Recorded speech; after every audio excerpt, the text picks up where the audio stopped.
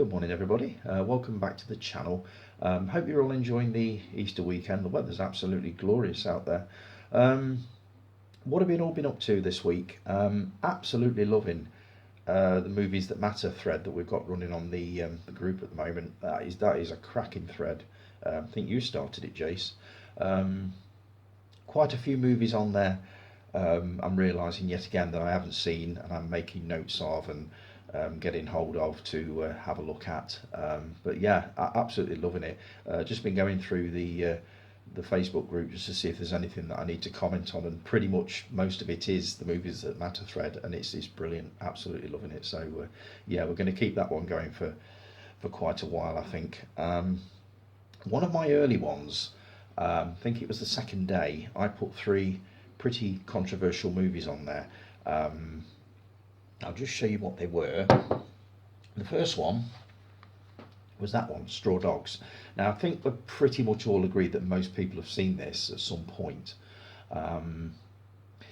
It caused quite a stink with the censors, and what I need to do at some point is do a thread or an article on the website to do with censorship in the movies. As you all know, it's a subject that I'm fascinated by. And on that subject, if you get chance, there is a 2-part documentary on BBC iPlayer at the moment called Banned, the Mary Whitehouse story. My God, if you think we've got it bad at the moment with things that are being sort of outlawed and stuff like that, you should see what it was like in the 70s. Take a look. It's 2 1-hour-long parts, and it is absolutely fascinating when you look at the kind of things that she was objecting to. She was an absolute nightmare as far as censors go. But yeah, I'd definitely recommend that. So Straw Dogs was the first one. The second one was Last Tango in Paris. Now, this is Marlon Brando. I wouldn't say at his best. I think he was at his best in The Godfather, but this was a cracking movie. And what it was, Chris, you said that you'd not seen this one. You weren't familiar with this one, and the next one that I'm going to show as well. You definitely need to catch up with this one, mate, without a doubt. This is a DVD, but I need to get at some point a Blu-ray copy of this, because I bet it looks absolutely stunning on Blu-ray. All it is to do with 2 people meet, I believe, at a house viewing.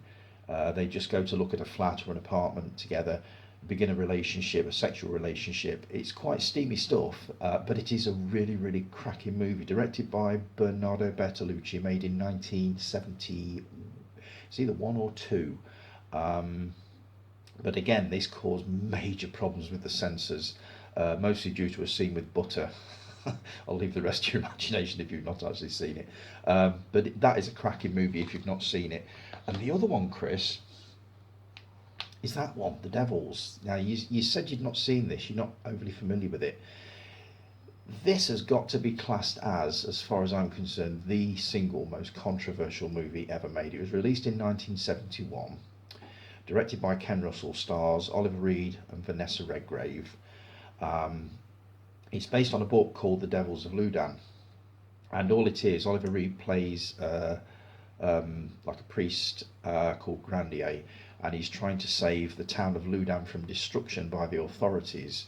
And in the course of doing this, he's accused of like heresy, witchcraft, and stuff like that. There are so many controversial scenes in this, I daren't even start to go into it. I could do an entire video and a massive, huge article on this movie alone. It caused major problems, mostly to do with blasphemy.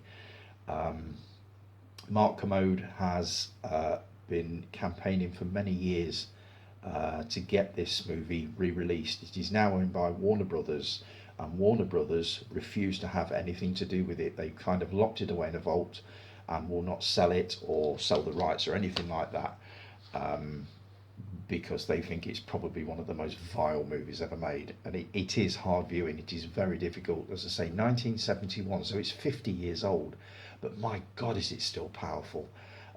If you've not seen it, Chris, I would highly, highly recommend you get hold of a copy. This one, I believe you can still get this one on Amazon. You get a host of sort of special features on the back as well. You've got like a 48-minute documentary on the production and the controversial history of it. I believe you can find that on YouTube. It's called Hell on Earth. You've also got the version you've got on here is the original X certificate version. So this is the most complete version that you will find for sale. Um, I really want to watch this again. I have real issues with one particular scene, um, but I'm not going to let it stop me from watching it again, because this movie is an absolute masterpiece as far as I'm concerned. If you know Ken Russell's work, you'll know that his visuals are very, very strange, very, very weird. Um, but it is, you're just absolutely drawn into it. And once you start watching it, you can't let it go. So yeah, I mean, if you've not seen The Devils, Chris, get hold of this, have a look at it, and let me know what you think. And I will rewatch it at some point very soon, and I'll tell you exactly what I think, because I've not seen that for quite a few years. And if you need to know more about The Devils, that is the book to get. Raising Hell, Ken Russell and the Unmaking of the Devils. This has got pretty much everything in that you could wish to know um, about the production. I'm not going to try and flip through it because it's pathetic. There's not many pictures in it. In fact, I can't see any at all. It is all text. But it is a cracking book. I've read most of it. And this will tell you everything that you need to know about the Devils, the making of, its origins, and all that sort of thing. So that's highly recommended if you want to know more. Where were we? Movies that matter. I think that's what we started. What was it? Loved your got me notes. Yes, loved your review of Close Encounters, Chris. Sorry, no, Joe did that one. It's a weird one. This thing with special editions and collector's editions and director's cuts and the original cinema version. I mean, I'm a huge fan of Close Encounters, as you know. It is one of my favourite movies of all time. But if you ask me what was in the special edition and what was in the director's cut, I couldn't tell you what they'd taken in and pulled out. All I know is I saw the original version in '77, and I have to admit, when he did go into the mothership at the end, I did wonder slightly what he might have seen inside. So it was an interesting question. And when they re-released it as a special edition, I think it was about '79 or 1980. They did show you the inside of the mothership, and I, like you, Joe, had mixed feelings about it. I watched it and thought, it's brilliant, but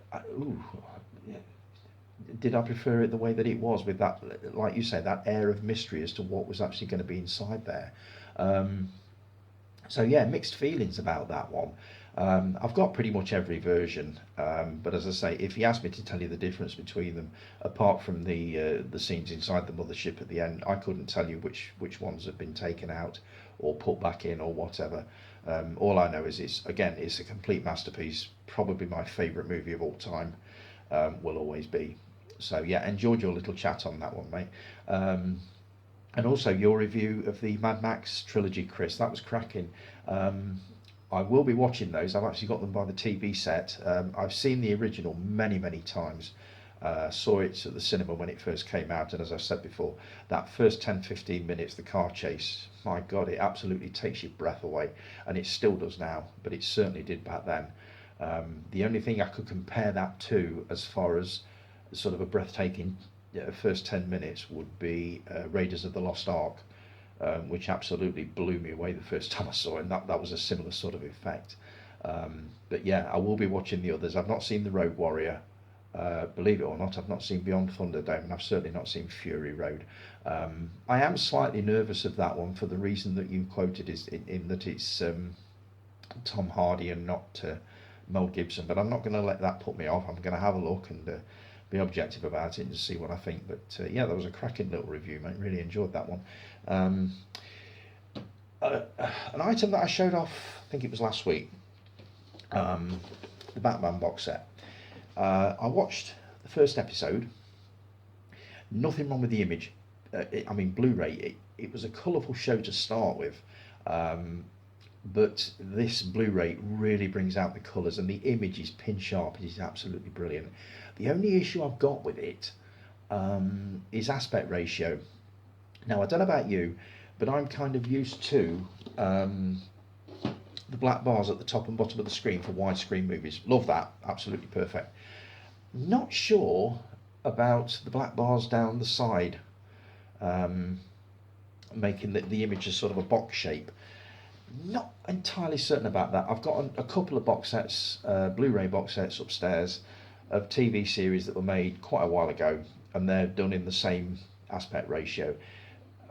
It's weird because if it's not filling the screen, I don't like it that much. But luckily, both of the box sets that I've got, the other show I think is Lost in Space, you can use the zoom feature on your Blu-ray player to actually zoom into the image, and it cuts out the black bars at the side. That's my only issue with it. Apart from that, the box set is absolutely brilliant.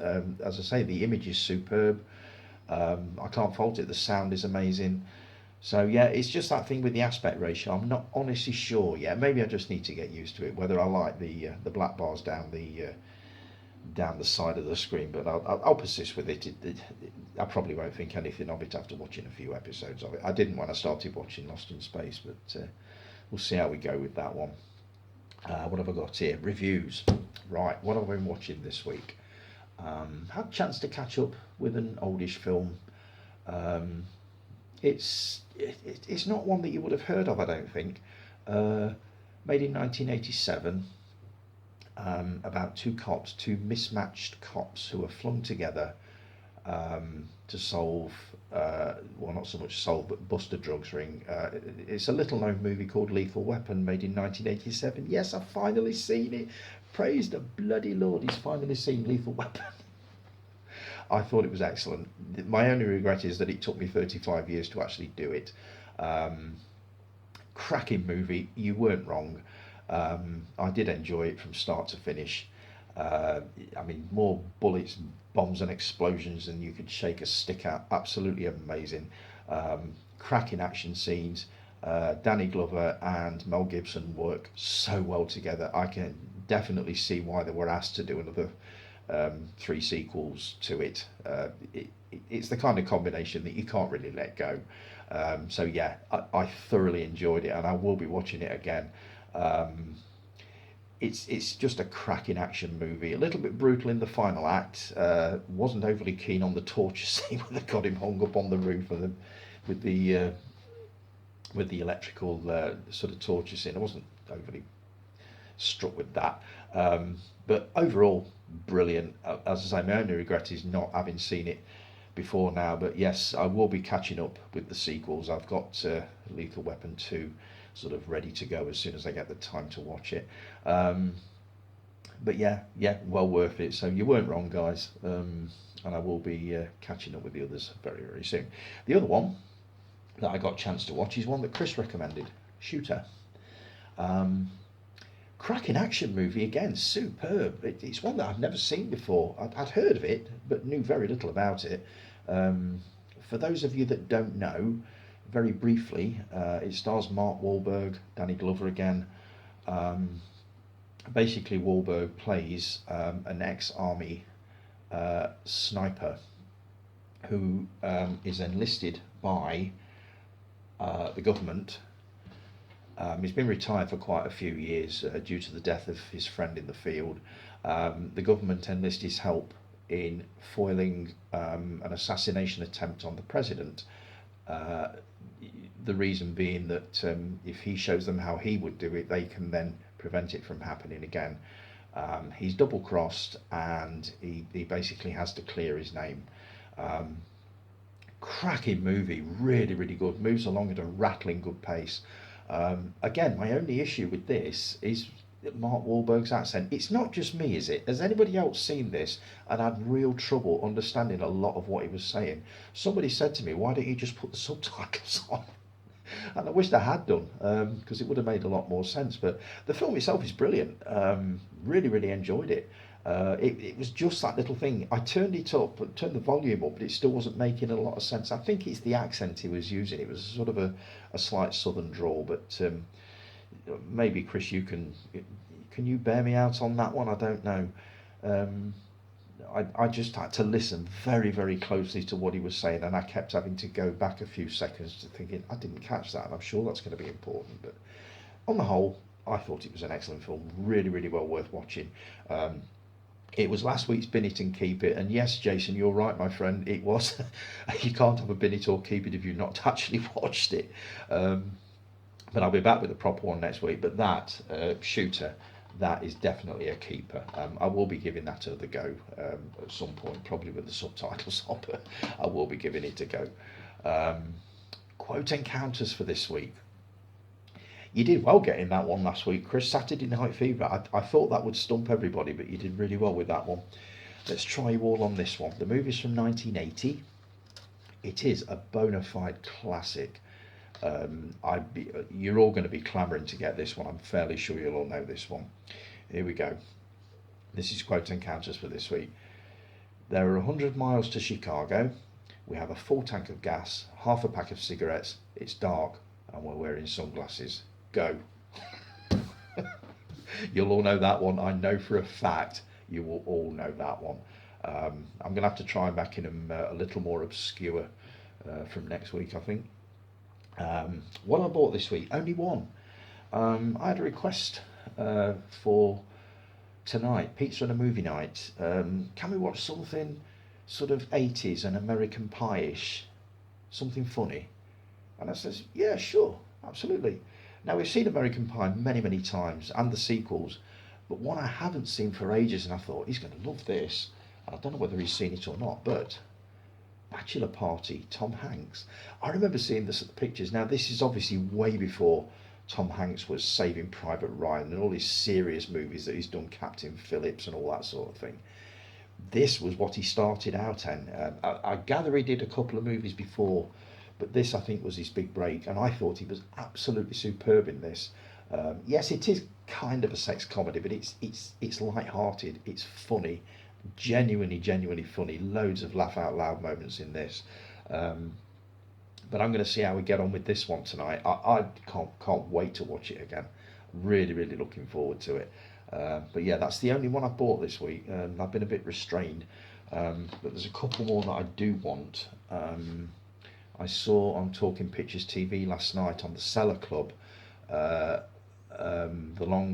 House of the Long Shadows, Vincent Price, Christopher Lee, I can't remember the other, three horror giants anyway. I tuned into it about 40 minutes in and thought, this looks really good. And I found a Blu-ray copy on Amazon, so there's a very good chance I'll be ordering that one. And also, Joe, I think you were mentioning a movie called Cat People from 1982, Natasha Kinski and Malcolm McDowell. I haven't seen that for years, and I really want to see it again. I've managed to find an import on Amazon that's got the DVD and the Blu-ray, so there is a very good chance I'll be ordering that as well next week. So they'll probably be on the what I've bought section for next week. Now then, I might introduce a new section next week actually, whilst sorting out some of the junk in that back bedroom that I showed you quite a while ago when I toured the house with you. I found an ottoman full of vinyl, and in there are all my old movie soundtracks. I used to collect them years ago. There used to be a store down in, well, shop in London called 58 Dean Street Records. They used to do mail order. This was way before the days of the internet where you just click a button and it turns up on your doorstep the next day. This was many years ago, sort of 70s, 80s. They used to send me a catalogue, a printed catalogue, and a list of everything that they'd had in, a lot of American imports, Japanese imports, soundtracks to some classic movies, but stuff that you would think is quite obscure nowadays. When you look at it, you think, well, why on earth would you buy the soundtrack to that? But what I'll do is next week I'll sort out maybe 2 or 3 at a time, and I'll rattle through my vinyl soundtrack collection. I think you'll find some of them quite interesting. A lot of them you'll look at and think, what the blazes is that? What on earth did he buy that for? But we'll see how we go on that. Another little chat I wanted to have was about The Man Who Fell to Earth. I've kind of shied away from this one a little bit, and there's a reason for it. Obviously, we all know that they are remaking the Bowie classic movie from '74, The Man Who Fell to Earth, as a series. I don't know who's doing it, whether it's Netflix, Hulu, or who the hell it is, but they are remaking it. Now, the actor that's playing the role that Bowie played, and before I go any further, let me just say, yeah, I don't think anybody could really play this role the way Bowie did. The man was a legend. It was perfect for him. He slipped into the role exactly. He played it like he played Aladdin Sane, like he played Ziggy Stardust. They were characters to him, but they were also him, very him. And I thought The Man Who Fell to Earth was like that. So I can't imagine anybody else pulling this off, no matter who they are. Um, but what they've got is, I don't know his name, and I should really have this information to hand. They've got a black actor playing it. Um, Now, before you all throw your hands up in horror and say, you can't say that nowadays, I'm not saying he's wrong because he's black. I'm saying it's wrong because I don't think anybody but Bowie could play that. Um, and the only thing I can liken it to, and I'll put this out there and you can tell me what you think. Do you remember a 1971 movie called Shaft? Starred Richard Roundtree. Um, it was, I think it was pretty much an all-black cast, and it kicked off a genre of movie called blaxploitation, and there were a lot of them, especially in the early 70s. Pam Grier made quite a few. One of my favourite movies of hers was Coffee. They were all pretty much sort of gangster, violent movies with an all-black cast, and a lot of them were absolutely superb. Very stereotypical. I'm not sure you get away with it nowadays, but you wouldn't want to try. But I thought a lot of them were really, really good, very entertaining, very colourful, very violent. Um, but the only thing I can compare this Man Who Fell to Earth thing is, if they announced that they were remaking Shaft, and they did remake it at one point, I believe with Samuel L. Jackson, and did a really good job of it. But if they were to remake Shaft again and announce that somebody like Daniel Craig had been offered the position or the part, I am fairly certain. I mean, how long do you think it would be before somebody would say, wait a minute, Shaft is black, he's always been black? And that's my only argument. Nothing else. It's got nothing to do with racism or anything like that. Um, that is all it is. It just doesn't even sound right. I mean, I'll give it a go when it comes on. I'll have a look at it, and I'll see what I think, and maybe it will surprise me. But I have such a love for the original. I can't see it working. I just can't, no matter who they put in. But let me know what you think. I'd be very curious to know what your thoughts are on this. I mean, you all pretty much know me. I'm not racist. I'm not sexist. I'm definitely not homophobic. It's it's a prickly, thorny subject to talk about, and you almost feel like you have to. You're like treading on eggshells all the time. You have to watch every word that you say. But I think if you put the point across well enough, it doesn't come across like that. And I hope I've done a decent job of it with that, what I've just said. But I don't know. Please, I mean, drop in the comments or do a little video of your own. Just let me know what your thoughts are on this, because I don't want to come across as racist or anything like that, because I'm not. I just don't think anybody but David Bowie could possibly make that work. But let's see. Let's see what happens. Right, I think I've rambled on enough for this week. 23 minutes, that's not too bad. I know you all keep saying, because I keep thinking I'm rambling on too long, and you keep saying, no, go longer, go longer. My only thing with that is, can I actually think of anything relevant to say for any longer? I think this is about right, sort of 20-25 minutes. I don't think I do too bad with that. I think if I go longer, I'm just going to get bored, and I'm just going to sound like I'm plucking subjects out of the air just to talk about. I don't want it to look like that. So, right, I think I'll bring it to a close at that, guys. As I say, let me know on the Man Who Fell to Earth thing. I'd be very curious to know what your views are on that. And don't be afraid to put whatever you want on the group. Nothing's going to get kicked off or anything like that. I just want to know what you think, whether you sort of think on the same lines as me on that, and also any comments that you've got on anything else I've talked about. Just pop them below, and we'll see how we go. If you've enjoyed the video, give us a thumbs up and also subscribe. That would be absolutely amazing. Enjoy the Easter weekend, folks. Thanks for joining me, and I will talk to you all again next weekend. Hopefully, I'll be back tomorrow with a Doctor Who update on Retro TV Zone, but I'll see how I go. As I say, have a great weekend, folks, and I will talk to you all again next week. Ta-da.